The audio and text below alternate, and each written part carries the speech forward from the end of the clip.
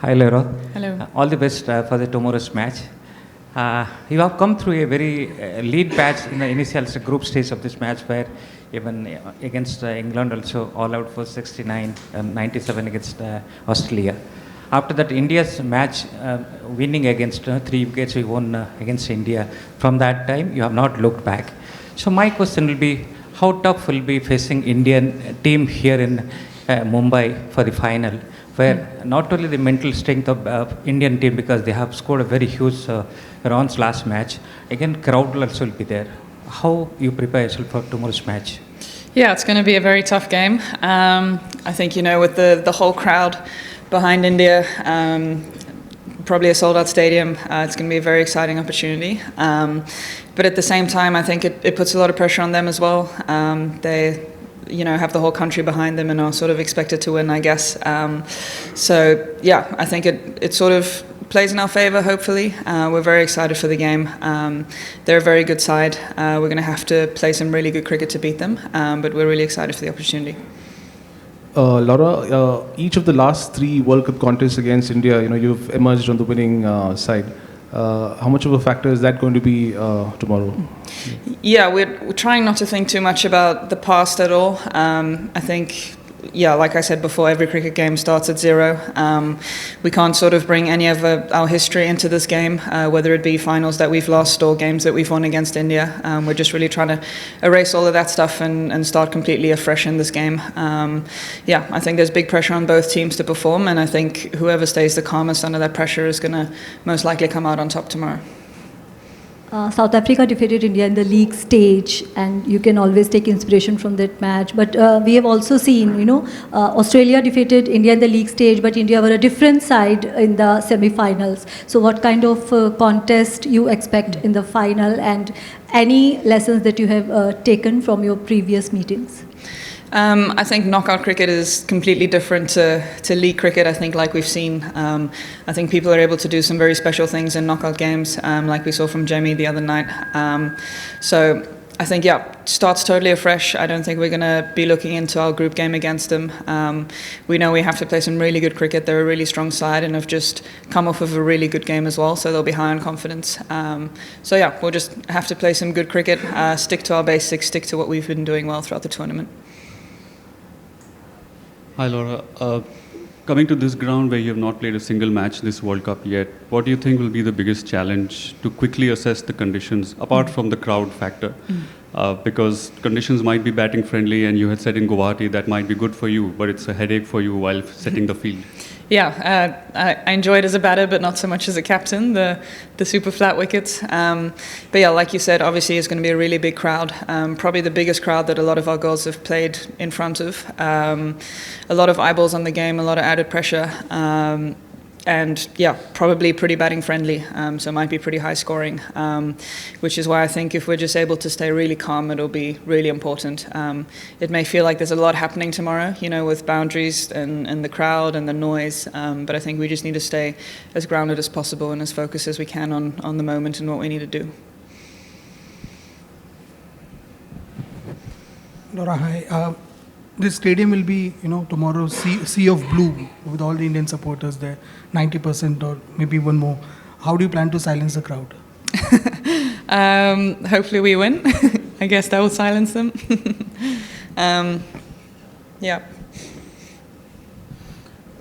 Laura, this is the first time that neither Australia nor England will be there in the final of the Women's ODI World Cup. So does that mark a shift in sort of, powers of the game in women's cricket? And how good is it for the health of the sport that you see India and South Africa contesting this match? Definitely very good for the health of the sport. I think it's very exciting that we have a potential new champion of the World Cup. I think it just shows how much the women's game is developing and how different countries are being able to use new resources and develop really good quality cricketers. I think, like you've seen with the Indian team, the WPL, how many new cricketers have sort of surfaced and what good cricket they've been playing lately. I think we've also come a long way as a team and really proud of the strides that we've made in the last couple of years. I'm very excited and for the opportunity to be able to play in a final. Hi Laura, congratulations on reaching yet another final. I just want to ask, how has the heartbreak of the previous final losses shaped this team's mindset and approach going into this final tomorrow? I think for me personally, as I'm really trying not to think about the result, I think in those finals, or the first time I was in the final, you automatically think about the trophy and think about winning and sort of get excited. And now I'm just really trying to stay present.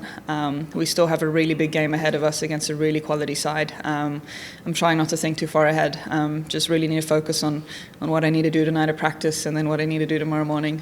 Just really sort of slow it down. I think the first time you're in those finals, it feels like a really big, fast-paced, event, whereas I think we need to all slow it down and take a big breath and hopefully we're able to do that as a group. Hi, Laura. All the best for tomorrow. We've been meeting a lot of South Africans over the last couple of days, and we keep asking them, both the countries are in similar situations. It'll be a first World Cup win for either of them. But then every South African tells us, you guys deserve it, but we want it 5% more. It'll make a difference 5% more. What does that mean? What do you think this will tangibly do back home in terms of, I'm not saying you should look that far off, but given that you're in a final, you're like one step away from winning a World Cup, what does it mean for South Africa as a country perhaps? Yeah, I think both teams really want it 5% more. Both captains will probably tell you that. But yeah, for us, I think it would just be really special for women's cricket in the country. We've recently got domestic league introduced, so I can only imagine what something like a World Cup trophy would do back at home. Just the amount of girls that will be able to see it on TV, that will be able to hear that we're a World Cup winning nation, is hopefully very inspirational. It would be awesome. Just following upon that, and all the best. The Cape Town final marked a significant moment in women's game in South Africa. Could you talk about the developments happened since and the impact it has had the both finals, and again what it means to be here to have a chance at going it again? Yeah, that game was pretty special. Obviously, the first time we were in the final, being at home in front of a home crowd, a sold-out Newlands was pretty special. And since then, we've seen domestic contracts be introduced back at home. Now we have the opportunity to go one step further, and I can sort of only imagine what it could do for women's cricket in the country. So, yeah, either way, I'm still really proud of the group, though. I think we've had a really good tournament up until this final, and I think we've already created quite a lot of noise back at home and been getting a lot of messages from different people who have sort of started watching women's cricket because of this tournament. So that's really cool. Yeah, hi Laura. I just wanted to ask you about Marizanne Kaap. We obviously know like she's a great, and the kind of performance she put on in the semi-final, like that was amazing. So what is it to have her in the side, and what kind of stuff does she talk to you guys about, and how the conversations with her are like? Can you tell us a bit about her work ethic and everything? She's probably one of the hardest workers in the side, probably hits the most balls, does the most prep, which is saying something for how good she is. She probably doesn't need to do half of that work because she's so talented. But yeah, I think she gets a lot of confidence from her preparation, so I think she's always real specific on the way that she prepares. She's probably the most specific person I've seen training-wise out of everyone that I've trained with. She sort of has to do things in a certain way, and I think that shows in her cricket. She's been one of the best in the world for a very long time. I think just because she's so consistent and doesn't ever, slip up on her prep. She's two players in one. I think she could probably play for any side in the world as a batter or as just a bowler. So we're very lucky to have her. And then experience-wise, she obviously has all the knowledge in the world cricket-wise, so she's able to share that in the dressing room. So yeah, we're very fortunate to have her.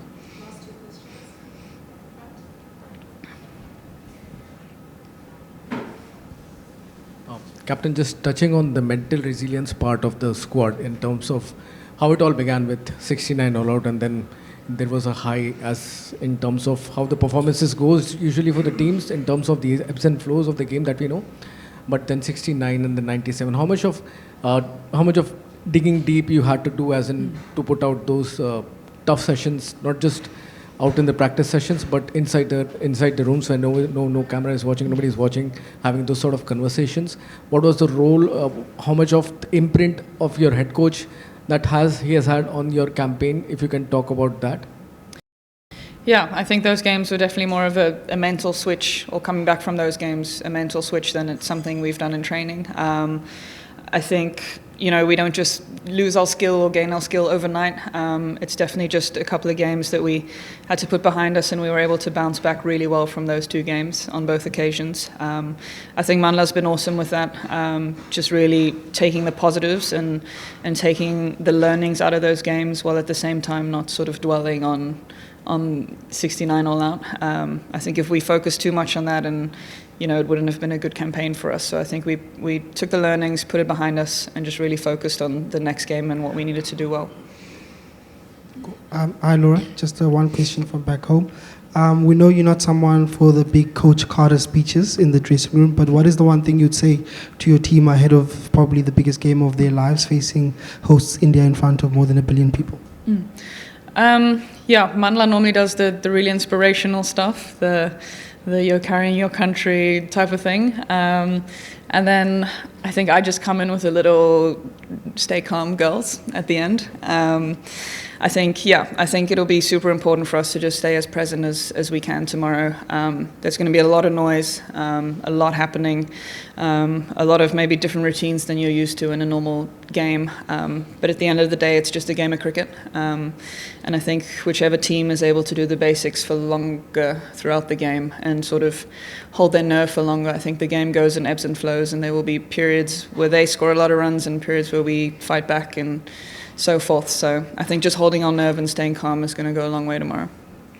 Thank you so much.